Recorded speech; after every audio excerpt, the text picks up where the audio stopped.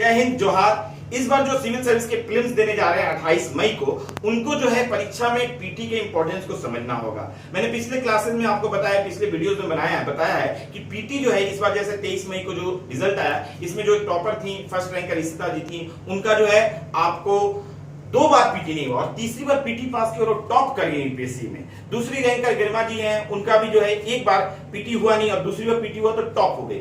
जब तक आपका पीटी नहीं होगा आप एग्जामिनेशन में पास ही नहीं हो सकते, आपको ध्यान देना होगा। आपको पता होगा कि 2000 के लगभग में आलोक रंजन जहां ने 3 बार उनका पीटी नहीं हुआ और चौथी बार जब पीटी हुआ तो वो भी टॉप कर गए। उसमें 4 ही अटेम्प्ट थे जनरल के। आप देखिए टीना डावी जी को 2014 में वो एससी में पीटी पास की और किसी तरह पीटी पास करने के बाद वो जब मेंस दी और उसके बाद वो भी टॉप कर गए। ईरा सिकल ने देखिए 6 बार जो है प्रीलिम्स दी और अंत में टॉप की, तो वो भी बीच में आईआरएस बन गई थी। और इस तरह से बहुत लोग जो है कि 2-3 अटेम्प्ट पीटी नहीं पास करते हैं, लेकिन जैसे ही पीटी पास करते हैं तो टॉप कर जाते हैं। तो पीटी सबसे बड़ा एक हर्डल है जिसको कि आपको समझना होगा कि और बहुत सारे एग्जांपल आप देखिएगा कि बहुत लोग रैंक लिए हुए हैं आईपीएस का, आईआरएस का, उनका भी पीटी नहीं होगा इस बार। और बहुत सारे जो लोग हैं कि आपको पीटी बार निकाल रहा है फिर भी उनका पीटी नहीं होगा। इसलिए पीटी बहुत महत्वपूर्ण हो जाता है। तो पीटी में क्या करें, क्या ना करें पीटी की तैयारी के लिए, और एग्जामिनेशन में कैसे अपने बिहेव को करें, ये सारा चीज एक वीडियो में बता रहा हूं। सबसे महत्वपूर्ण अभी जो पीटी का एग्जाम जो आप देने जा रहे हैं, 1-2 दिन बचा हुआ है आपको,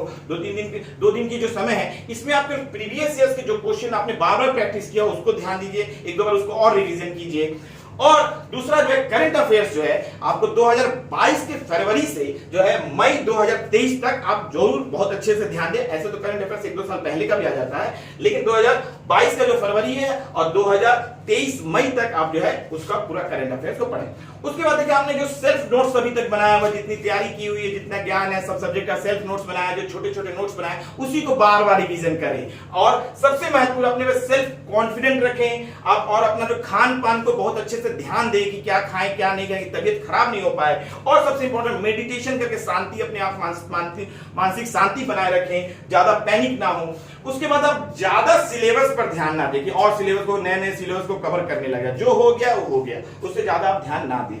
फिर आप देखिए कि इस सबसे महत्वपूर्ण है कि आप पॉजिटिव लोगों से मिले, जो सक्सेसफुल लोग हैं, घर के जो अच्छे मेंबर हैं, जो पॉजिटिव है आपके पढ़ाई से, उनसे मिले, ना कि निगेटिव लोग से मिले, ना कि अनसक्सेसफुल लोग से बोले जो कि बात बोले कि पीटी बहुत टफ होता है, किसी का एक बार नहीं होता है। तो इस तरह के लोगों से नहीं मिलना चाहिए। तो आपको ये चीज ध्यान रखना होगा कि क्या करना चाहिए। इससे ज्यादा महत्वपूर्ण है कि क्या नहीं करना चाहिए। दिल्ली या इलाहाबाद या पटना में जो लोग जो है, इतने सारे कोचिंग इंस्टीट्यूट है रांची में कि आप वहां के जो लोग बच्चे हैं नए बुक अभी खरीद के पढ़ रहे होंगे, नए बुक खरीद रहे हैं, पढ़ रहे हैं और अपने सीनियर के पास चले जा रहे हैं। सर जो है 2-3 बार पीटी पास है लेकिन कभी आईएएस नहीं बन रहे हैं, तो उनके पास चले जाते हैं आपको जो है पीटी का टिप्स लेने के लिए। 2-4 क्वेश्चन पूछते हैं और डमलाइज होकर फिर बेचारा सोचता है एकदम मेरी तैयारी नहीं, और अटेम्प्ट भी नहीं देता भी है तो पूरा कॉन्फिडेंस के साथ नहीं देता, इससे थोड़ा सा पीटी रुक जाता है। तो सीनियर के पास ना जाए और ना सलाह लें जो कि अनसक्सेसफुल है। सीनियर अगर मिलता भी है तो जो सक्सेसफुल है उनसे ले, तो बताएगा पीटी बहुत ही आसान है। तो ये आप बहुत ध्यान रखें। उसके बाद देखें कि आप प्रैक्टिस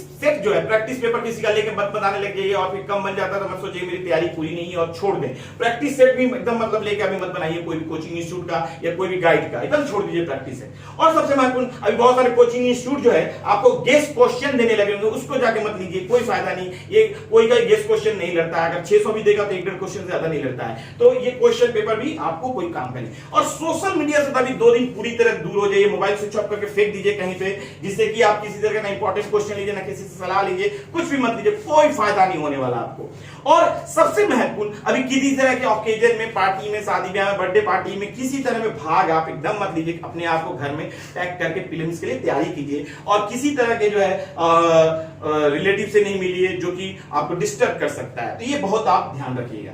इन दोनों के बाद सबसे महत्वपूर्ण हो जाता है जब एग्जामिनेशन आप देने जाते हैं, तो एग्जामिनेशन के दौरान और एग्जामिनेशन सेंटर में कैसे बिहेव करना चाहिए आपको ध्यान देना होगा। सबसे महत्वपूर्ण होता है कि आप एग्जामिनेशन सेंटर पे थोड़ा टाइम से पहुंच जाए, बिफोर टाइम पहुंच जाए, कि पैनिक होकर पहुंचे तो आपका माइंड एकदम डिस्टर्ब रहेगा, तो आप जो है कि अच्छा से एग्जाम नहीं दे पाएंगे। दूसरी बात है कि आप बहुत एग्जाम के पहले रात में बहुत ज्यादा पढ़ाते मत रहिए, पढ़ते सुबह रात भर नींद नहीं और जाकर एग्जाम मत दीजिए, तो भी एग्जाम आपका खराब हो जाएगा। तो आराम से साउंड स्लिप लीजिए और आराम से एग्जाम देने जाइए। इसके बाद हम लोग कह रहे हैं कि कुछ बच्चे जो है एग्जाम देने जाते हैं, एग्जाम गेट तक, एग्जाम क्लासरूम तक जाके पढ़ते ही रहते, वैसा काम एकदम मत कीजिए, क्योंकि क्वेश्चन जो आने वाला है वो बहुत ही यूनिक क्वेश्चन आने वाला है, आपके अभी पढ़ने से कुछ भी होने वाला नहीं है। इसके बाद देखते हैं सबसे महत्वपूर्ण कि आप कुछ कोई क्वेश्चन पेपर उठाएं, कोई सेट उठाएं और उसके कुछ क्वेश्चन जो है 2-4 क्वेश्चन आगे वाले नहीं आ रहे, तो आप उसी समय सोचने लगेंगे ओह अब क्या हो गया, अब तो मैं अगले पीटी दूंगा, उसी समय अगले पीटी की तैयारी ना करें। अब 2-3 क्वेश्चन अगर आपको टफ है तो आगे नीचे आसान क्वेश्चन रहेंगे। यूपीएससी का पैटर्न नहीं है, कुछ क्वेश्चन आसान रहेंगे, कुछ क्वेश्चन टफ रहेंगे, कुछ मॉडरेट रहेंगे,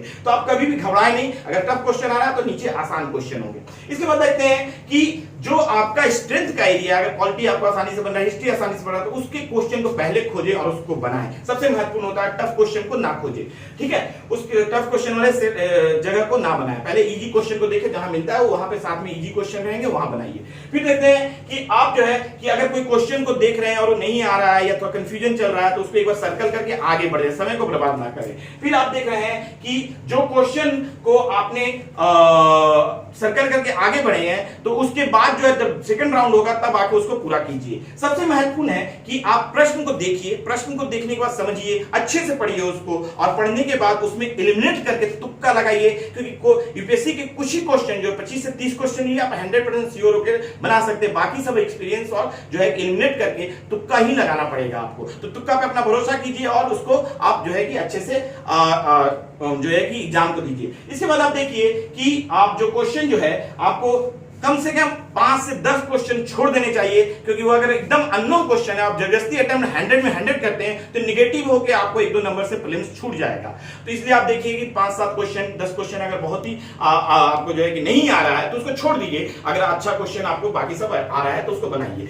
और आप सबसे महत्वपूर्ण देखिए कि याद रखिए कि ये पूरे 200 के नंबर का क्वेश्चन का 200 में सही करने की जरूरत नहीं है। आप 88 से 98 जो है क्वेश्चन आपको 15 साल के आप देख लीजिए, 10 साल के देख लीजिएगा, अब जो भी पैटर्न है, तो 88 से 98 जो है मार्क्स में सिलेक्शन हो जाता है। तो आप सोचिए कि 100 तक आपका आंसर करें और 100 नंबर आ जाए, इतना ही बहुत है। आप 100-200 के लिए परेशान होकर पूरे जो है कि आप प्रीलिम्स की तैयारी ना करें। तो ये सब सारा चीज आप जो एग्जामिनेशन हॉल में ध्यान रखिएगा। सबसे महत्वपूर्ण एक बात है कि कुछ बच्चे क्या होता है कि क्वेश्चन पूरा बना लेते हैं और एक ही बार गोला करते हैं, एक ही बार काला ब्लैक करते हैं, तो उससे भी कभी लास्ट मोमेंट पर हड़बड़ी हो जाती है और आंसर क्वेश्चन पेपर में दिया रहता है, आंसर बना चुके रहते हैं, लेकिन वो भरते नहीं है, इसलिए उसका जो है कि या भरते हैं या हड़बड़ी में भरेंगे तो कुछ क्वेश्चन छूट जाएंगे, जिससे कि उनका सिलेक्शन रुक जाएगा। तो थोड़े से पार्ट वाइज में या तो 10 क्वेश्चन का या एक पेज का जो है कि सर्कल पहले कर लें या 20 क्वेश्चन का सर्कल कर लें, इस तरह सर्कल करते हुए चले, एक बार ही पूरे 100 क्वेश्चन को सर्कल ना करें। तो इन सब चीजों का आप ध्यान रखिएगा, तो आप जो है जरूर इस बार प्रीलिम्स निकाल लीजिएगा, और प्रीलिम्स जब निकाल लीजिएगा तो मेंस निकालकर आईएएस निकालना बहुत ही आसान हो गया है अभी के समय में, लेकिन प्रीलिम्स सबसे ज्यादा टफ है। अगर प्रीलिम्स रुक जाता है तो आप अगले साल फिर प्रीलिम्स देना पड़ेगा, आपका 1 साल की मेहनत पूरी तरह से आपको वेस्ट हो जाएगी, बर्बाद हो जाएगी। इसका आप ध्यान रखिए, इन सब बातों का ध्यान रखिएगा अभी, और एकदम कूल होकर एग्जाम दीजिएगा, क्योंकि आपने जो पढ़ लिया है उसके पूर्व ज्ञान से ही सब प्रश्न आएंगे, ना कि आपको अभी पढ़ने से सब चीज ज्यादा अच्छा हो जाएगा। तो अपने आप को शांति बनाकर आप लोग एग्जाम दीजिए। आप लोगों का बहुत बहुत धन्यवाद, आप लोगों को बहुत सारी शुभकामनाएं। आप लोगों को जो इस बार प्रीलिम्स जो मेहनत करके दे रहे हैं सभी लोग का निकल जाएगा, मुझे पूरा भरोसा है। आप लोगों का बहुत बहुत धन्यवाद।